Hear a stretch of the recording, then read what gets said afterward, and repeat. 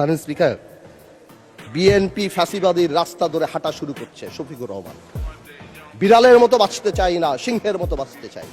মানুষ আশরাফুল মাখলুকাত আল্লাহ বানাইছে, আমরা সিংহ বিড়াল হয়ে যাচ্ছি। সংস্কার পিছিয়ে গেল, অভ্যুত্থানের প্রস্তুতি হবে। জিয়া পরিবার থেকে মানুষকে মুক্ত করার ঘোষণা।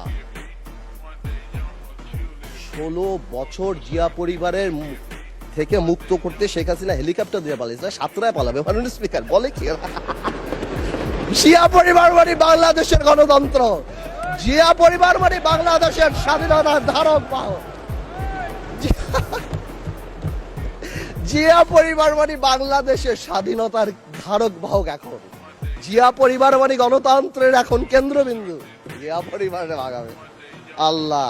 আওয়ামী লীগ সরাতে 16 বছর লেগে, 16 বছর, আপনাদের সরাতে 16 দিন লাগবে না। এই সব কথা বলার পরেও যেই আমরা একটু অ্যাটাকে যাই, আসুন আমরা সবাই এক হয়ে যাই। এই ডাবল স্ট্যান্ডার্ড করে লাভ হবে না। আমি বিরোধী দলের নেতাকে সম্মানের সাথে বলতে চাই, আপনি আপনার ঐক্য, আপনার দলে ক্লাস নেন। আপনি বুঝান that he who comes in equity must come with clean hands.